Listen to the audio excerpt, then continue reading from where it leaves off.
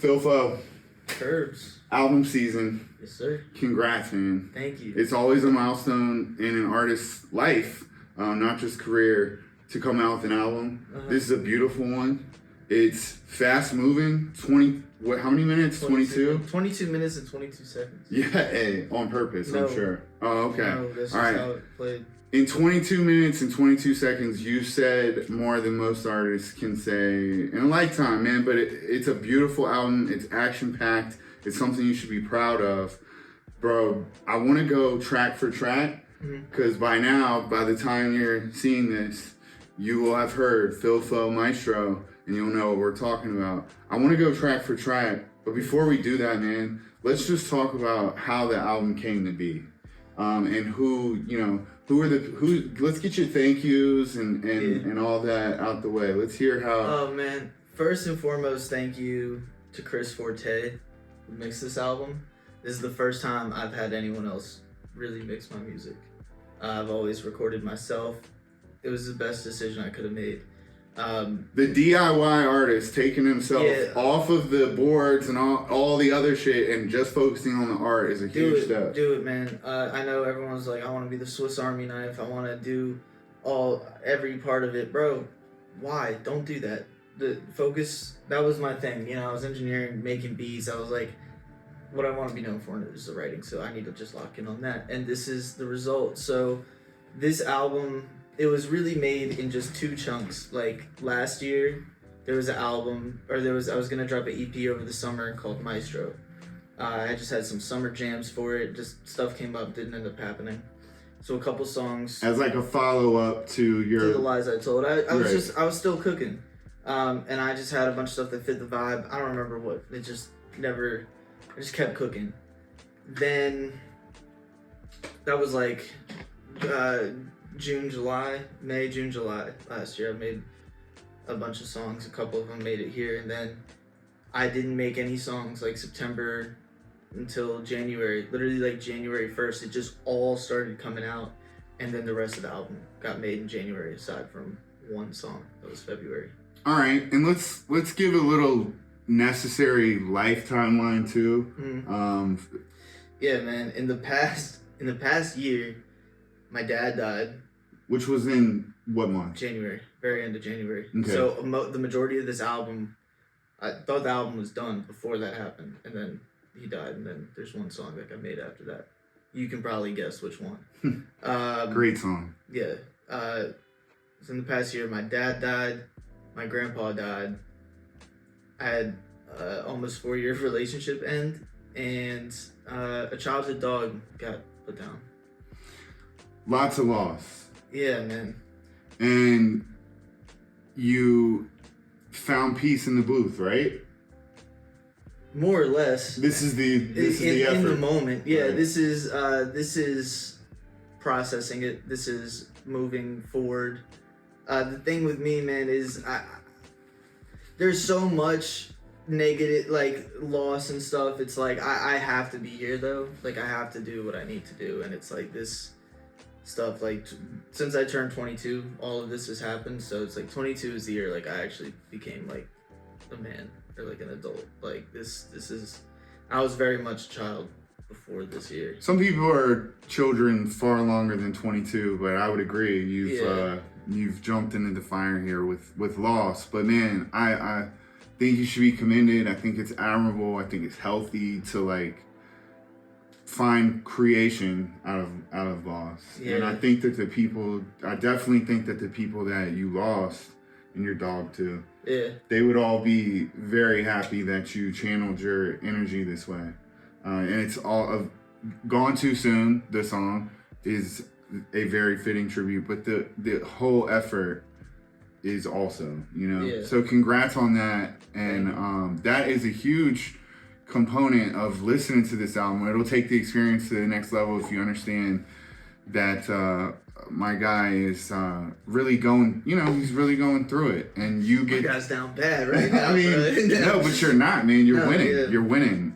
You said, and you said you declare that victory numerous times, but you mentioned Chris Forte, who's Yes, also a Renaissance man, like you are.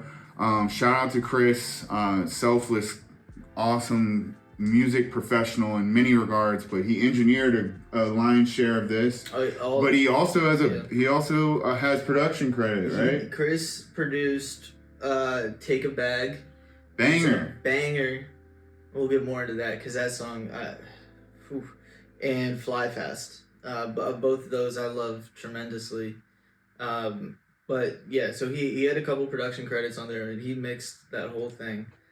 The other producers, Gieg, my guy in Japan, great producer. He produced the intro, the outro, and the track in the middle, or right about the middle, Out of the Park. Gieg is an internet connect, right? Yeah, I know him through TDK, who I think knows him through YouTube. But right, on the independent scene, sometimes we catch flack when you buy beats off YouTube. That's like frowned upon sometimes. But my thing is, some of my most significant relationships in this industry, I've actually never met them. Mm-hmm. I don't do that normally. Only music makes me do that. But I have real relationships with people. I got a guy that I never met that had several beats on my album. You probably feel like yo, if y'all ever link, y'all are linked forever. He's got three beats on your album. This album. Yeah, he had one on the last project. And one on the last. See, you can know somebody without knowing them. That's the beauty of social media. There's always a curse, but that's dope. Sure. And he's in Japan, and he made the PhilFo album.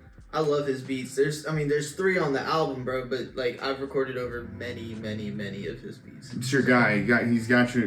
He's always get you in the pocket. All right, who else? Ichi, my roommate. Ichi and I have worked together so many songs. Like he's probably produced the most songs of mine out of anyone. So he's got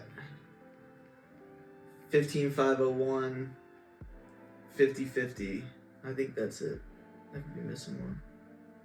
15501 and 5050. Yeah, he produced those two. Great songs. And those beats, man. He's nasty with it. The switch ups, all of it. And then Stoic is one producer. He's another YouTube guy. I don't have much of a relationship with him, but that's really... And it'd be like that sometimes. That's transactional stuff, but he's always got good beats. When you're a real artist, sometimes you got a vision for shit, and if it's on the internet, it's on the internet, man. If it's there for you, it's there for you. And he did Gone Too Soon. Phil's outside. I don't want to see anybody coming for Phil on the YouTube shit, because Phil is definitely outside. He knows everybody. Yeah, for sure. And I've been sending out the feelers to every producer I know. Send me. Yo, shout out to your boy Ishi though. My favorite production. Different beats are good for different things on this joint, but like where I was just the most wowed maybe with the production was the 15501. Love there's definitely like some Neptune's influence with him. Yeah. He's from Virginia Beach. Yeah. That was a work of art, man. All of them really depthy production, man. Yeah. I felt like you anchored the CD, you anchored the album with some stuff that didn't have heavy percussion, like the intro doesn't. Yeah. And then there's a couple more joints that don't, and I feel like those are like the they're not interludes, but they're kind of dialogue tracks. Like they're moving the plot along, kind of thing. Yeah. And it's nice because you're not focused on the beat as much. You can understand the dialogue, and it's just it's a breath. I like that, man. So yeah, you were not afraid. I liked how you weren't afraid to go for the less drum heavy production, but then there's some super drum heavy, bass heavy production on here too. I was surprised kind of at the bangers, man. These are deep. Honestly, maybe the best way to describe the album in 2 words, the whole thing is just deep bangers.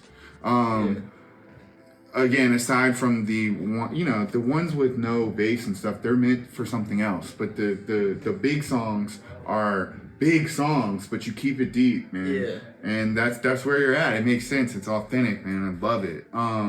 Thank you. Yeah, dude. But yeah, I think we've introduced the album. Who worked on it? What recording studios were you in primarily? I recorded my whole thing all of my parts were recorded by myself in my studio. That's really how I work.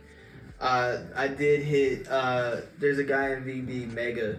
All the features were my friends in 777, aka Mafia 7, the collective. So 50-50, we recorded Marcus's part at Mega Studio, and there's a video from that too, which is gonna drop probably before this. Cool. Yeah, so, I feel like we've set up the album really well, and I want to start getting down to it track for track. Yeah, let's do it.